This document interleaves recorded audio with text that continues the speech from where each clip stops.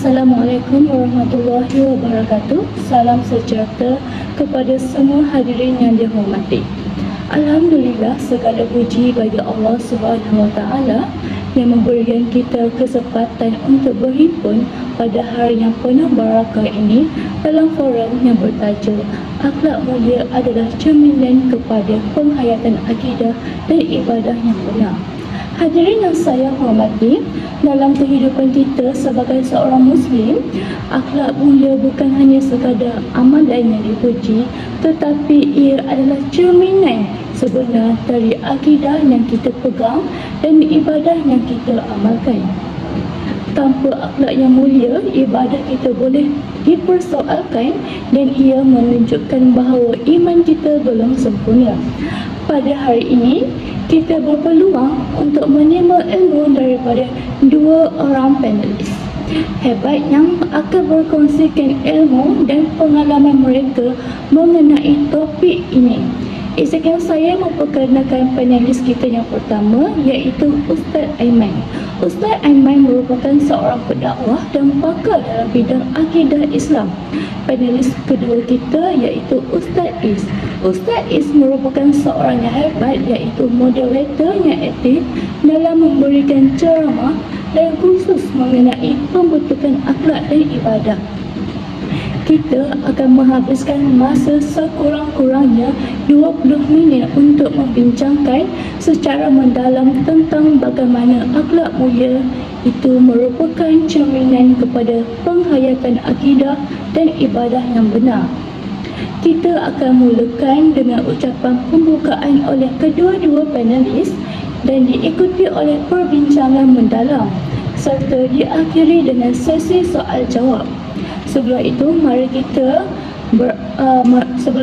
kita memulakan majlis kita ini dengan umum kitab Al-Fatihah.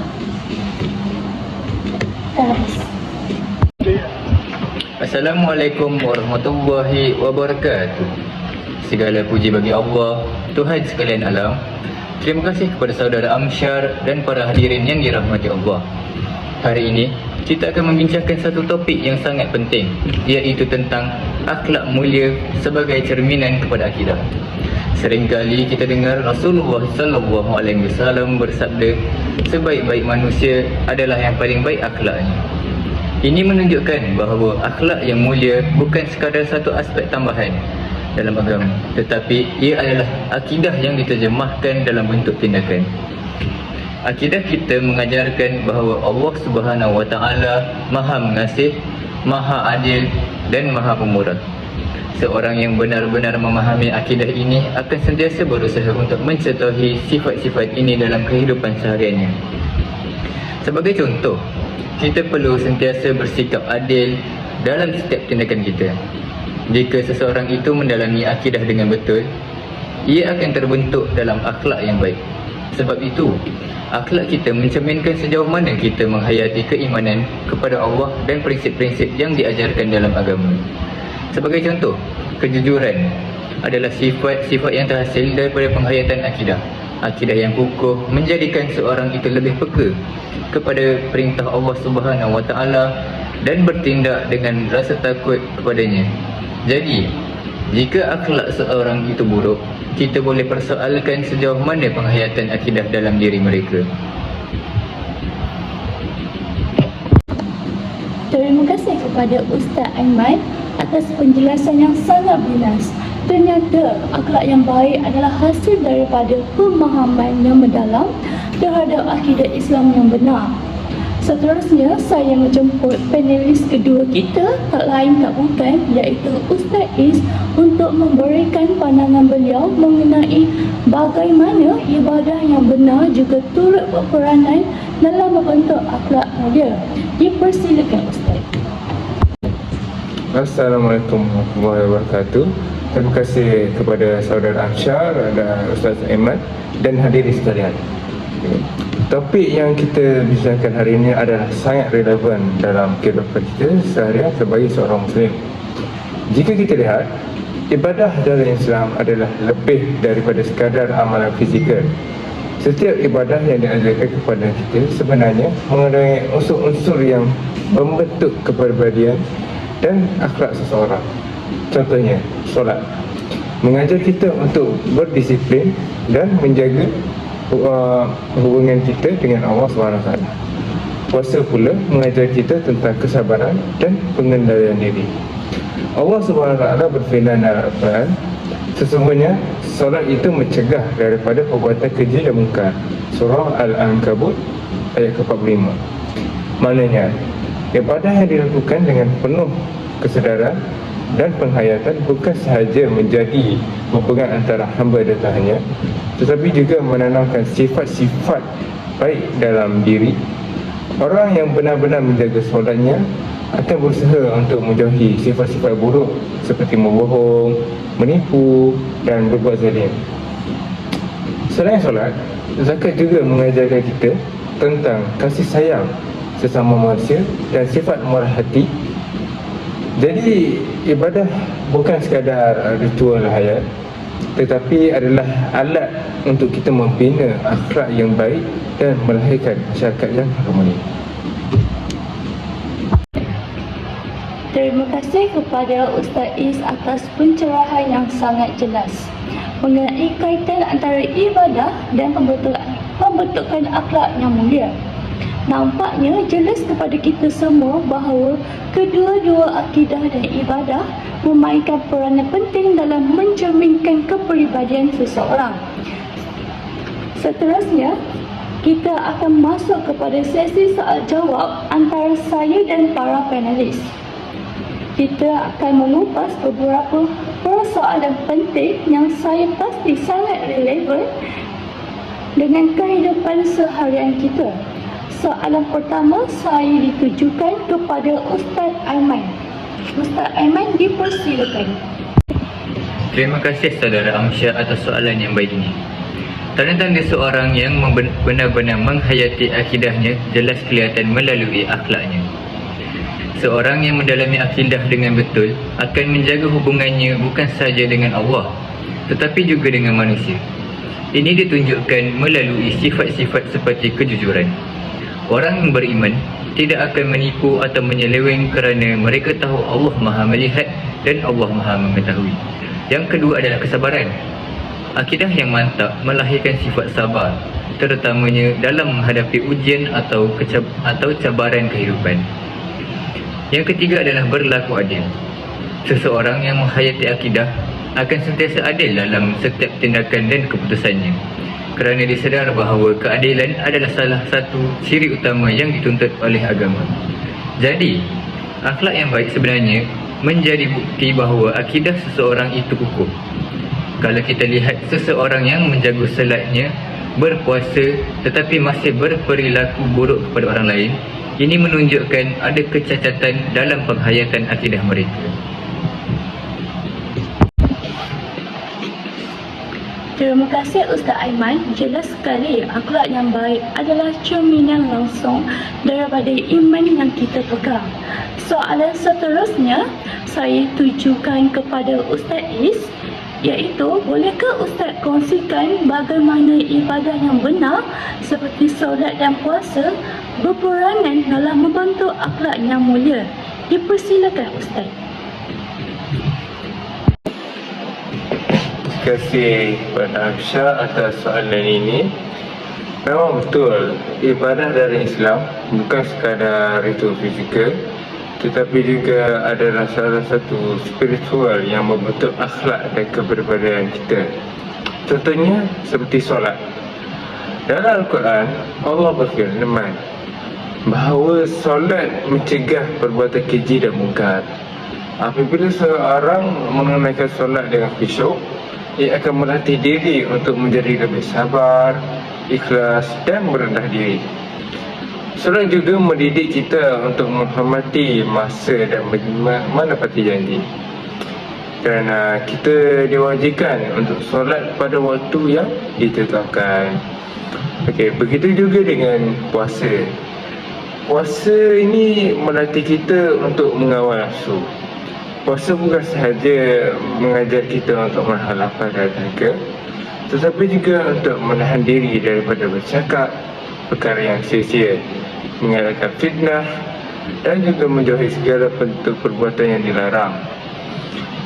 Semua ibadah ini membentuk diri kita untuk sentiasa berhati-hati dalam setiap perbuatan dan kata-kata, yang akhirnya membentuk sesuatu akhlak yang mulia. Soalan seterusnya, apakah peranan akhlak dalam memperkukuhkan ibadah seseorang? Akhlak dan ibadah adalah dua komponen yang saling melengkapi dalam kehidupan seorang Muslim. Akhlak yang baik dapat memperkukuhkan ibadah kerana apabila seseorang itu berakhlak mulia, mereka cenderung untuk melaksanakan ibadah dengan lebih ikhlas dan penuh penghayatan. Sebagai contoh, seseorang yang jujur dan amanah dalam kehidupan seharian akan lebih cenderung untuk menunaikan solat dengan khusyuk. Solat bukan sahaja sekadar rutinasi, tetapi ia adalah komunikasi dengan Allah. Jika seseorang itu telah melatih diri dengan akhlak yang baik, dia akan lebih memahami kepentingan solat dalam hidupnya. Selain itu, akhlak yang baik juga mencerminkan keadaan hati seseorang. Jika hati bersih dan penuh dengan niat yang baik, maka ibadah yang dilakukan juga akan lebih bermakna. Sebaliknya, jika akhlak tidak dijaga, ibadah yang dilaksanakan mungkin hanya menjadi satu kewajipan tanpa ada rasa penghayatan. Lebih jauh lagi, akhlak yang baik dapat menarik orang lain untuk bersama dalam beribadah. Dalam konteks masyarakat, jika seseorang menunjukkan akhlak yang baik, ia akan menjadi inspirasi kepada orang lain untuk melakukan hal yang sama dalam Islam.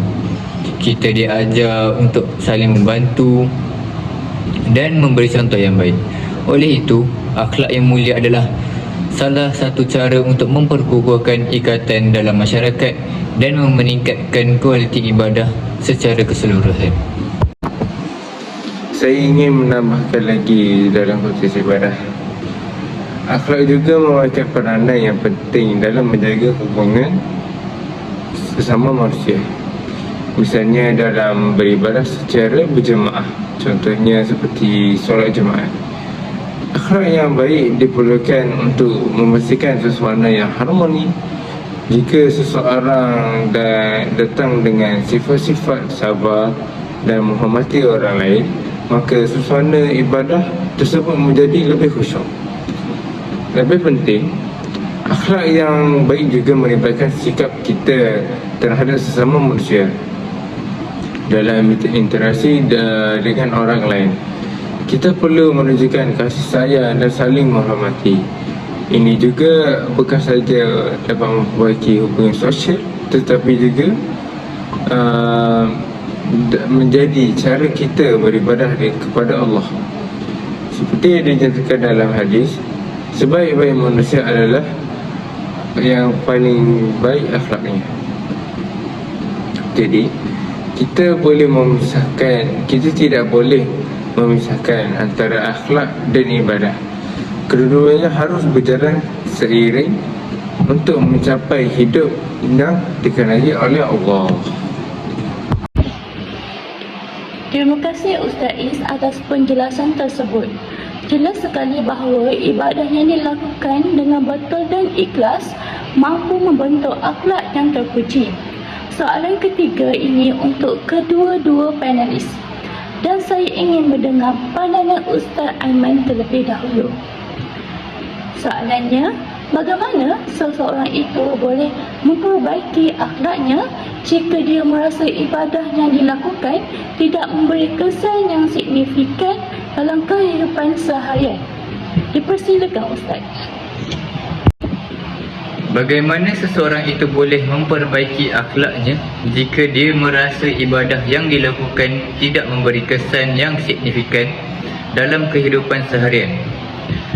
Terima kasih atas soalan yang menarik ini, Amsyar.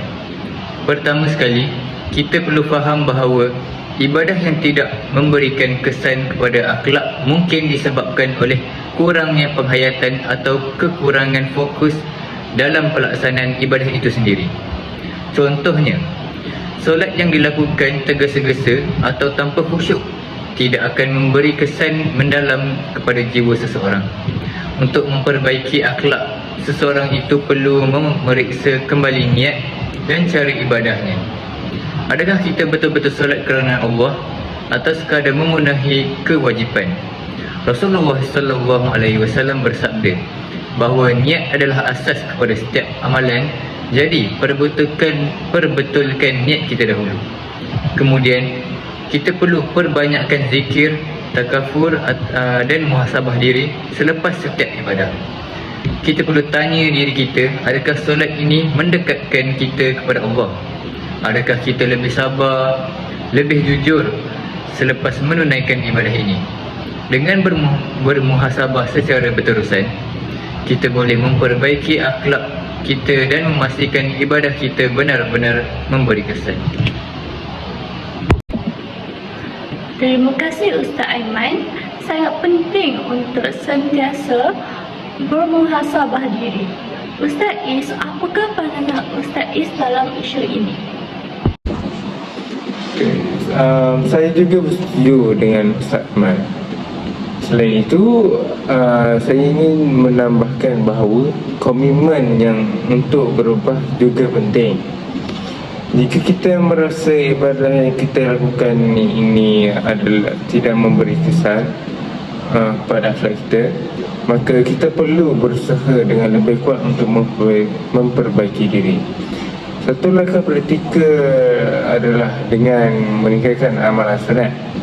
Contohnya seperti solat sunat, zikir dan sedekah.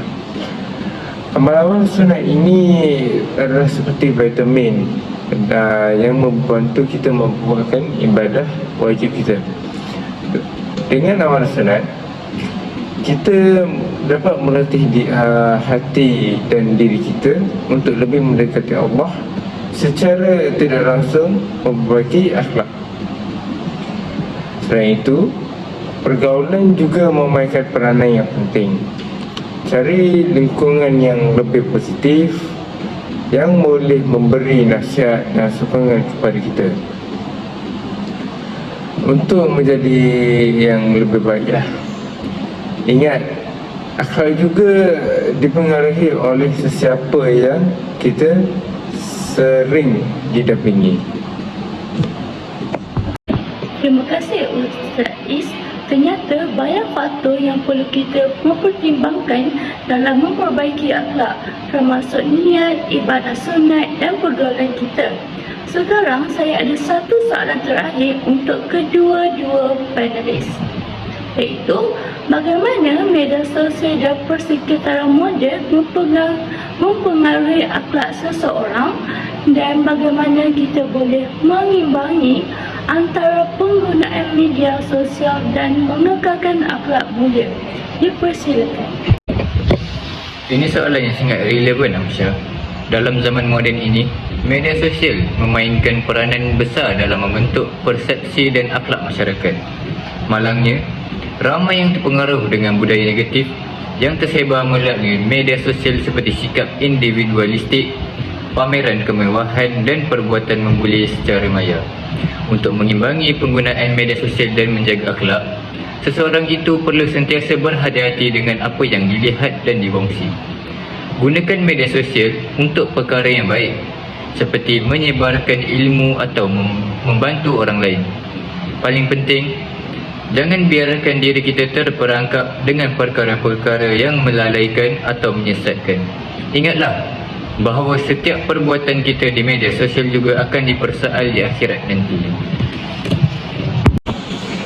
Saya juga bersetuju dengan apa yang disampaikan oleh Ustaz Aiman. Media sosial adalah sesuatu yang neutral. Ia boleh digunakan untuk kebaikan ataupun keburukan. Oleh itu, kita perlulah mengimbangi penggunaan itu dengan bijak mengawal diri. Salah satu cara untuk mengimbangi penggunaan media sosial adalah dengan meletakkan had masa dan tujuan kita berada di platform tersebut. Salah satu cara adalah kita boleh menggunakan media sosial sebagai alat untuk berdakwah dengan memberi inspirasi dan membantu orang lain. Selain itu, kita juga harus sedar bahawa akhlak kita di dunia maya harus sama seperti di dunia nyata. Jangan mudah terjebak dengan fitnah ataupun perkara yang menyinggung perasaan orang lain hanya kerana kita tidak berhadapan dengan secara langsung. Terima kasih banyak Ustaz Aiman dan Ustaz Is atas jawapan yang sangat baik dan mendalam. Jelas sekali, media sosial boleh menjadi ancaman kepada akhlak jika kita tidak bijak mengendalikannya. Namun, ia juga boleh menjadi platform untuk menyebarkan kebaikan. Sekarang kita akan mendengarkan ucapan terima kasih daripada kedua para panelis kita. Saya menjemput yang pertama, Ustaz Aiman. Dipersilakan. Bismillahirrahmanirrahim. Assalamualaikum. Saya ingin mengambil kesempatan ini untuk mengucapkan terima kasih kepada semua yang hadir di sini hari ini, termasuk para penonton yang meluangkan masa untuk bersama-sama dalam forum yang sangat bermakna ini. Forum kita yang bertajuk Akhlak Mulia adalah cermin kepada penghayatan akidah dan ibadah yang benar, bukanlah sekadar pembincangan ilmiah, tetapi ia merupakan satu usaha kolektif untuk menyebarkan kesedaran dan pemahaman tentang pentingnya akhlak dalam kehidupan seorang Muslim. Sesungguhnya hari ini kita telah menyaksikan satu diskusi yang penuh dengan pandangan dan pemikiran yang bernas dari semua pihak. Sebagai panelis, saya merasa amat teruja dan bersyukur kerana diberi peluang untuk berkongsi pandangan serta pengalaman saya mengenai topik ini. Saya ingin merakam penghargaan yang setinggi-tingginya kepada penganjur forum ini, iaitu Amsyar. Tanpa usaha dan dedikasi kalian, acara ini tidak akan mungkin dilaksanakan dengan baik. Saya ingin mengucapkan terima kasih kepada rakan panel saya, iaitu Ustaz Is. Diskusi kita berjalan dengan sangat baik dan penuh dengan keharmonian. Pandangan dan pengalaman Ustaz Is mengenai akhlak dan penghayatan ibadah sangat menginspirasi. Kita berdua mungkin datang dari latar belakang yang berbeza, tetapi hasrat kita adalah sama, iaitu untuk menyebarkan kesedaran tentang pentingnya akhlak mulia dalam kehidupan seharian. Sebagaimana yang kita bincangkan hari ini, akhlak yang baik adalah cerminan dari akhlak yang benar. Dalam Islam, akhlak yang mulia bukan sahaja satu tuntutan, tetapi ia adalah tanggungjawab yang harus kita pikul. Ini kerana akhlak bukan sahaja mempengaruhi hubungan kita dengan Allah, tetapi juga dengan sesama manusia. Setiap interaksi yang kita jalani adalah peluang untuk menunjukkan akhlak kita, dan ini memberi kesan yang mendalam bukan sahaja kepada diri kita, tetapi juga kepada orang lain. Saya berharap apa yang kita bincangkan hari ini dapat memberi inspirasi kepada semua, khususnya kepada generasi muda yang merupakan harapan masa depan. Mereka adalah aset penting bagi masyarakat, dan jika kita dapat mendidik mereka dengan nilai-nilai yang baik, insya-Allah mereka akan menjadi pemimpin yang bertanggungjawab dan berakhlak mulia. Saya juga ingin menyuruh kepada semua yang hadir di sini untuk terus berusaha memperbaiki diri. Perjalanan menuju akhlak yang baik adalah satu proses yang berterusan. Kita tidak boleh berputus asa walaupun kadang-kala kita mengalami kegagalan. Setiap kali kita tersilap, itu adalah peluang untuk kita belajar dan memperbaiki diri.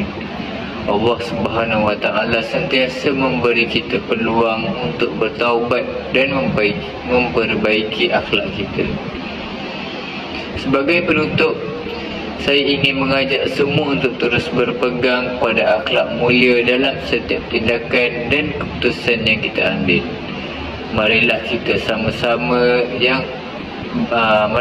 sama-sama berdoa kepada Allah Subhanahu Wa Taala agar memberi kita kekuatan dan petunjuk untuk menjadi insan yang berakhlak baik. Sekali lagi, saya mengucapkan terima kasih kepada semua yang hadir dan menyokong acara ini. Semoga kita boleh semoga kita semua beroleh manfaat daripada perbincangan kita hari ini.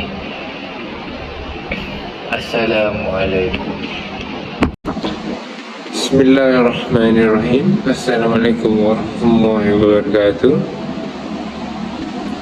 Pertama-tama saya ingin menyatakan rasa syukur kepada Allah SWT kerana dengan izinnya kita dapat berkumpul pada forum yang penuh bermakna ini. Ucapan terima kasih saya tujukan kepada pengajar acara ini yang telah berusaha keras untuk menyayakan forum ini. Tanpa usaha dan dedikasi kalian, semua ini tidak mungkin akan dapat terlaksana. Saya juga ingin mengucapkan terima kasih kepada rakan panel saya, Ustaz Aiman.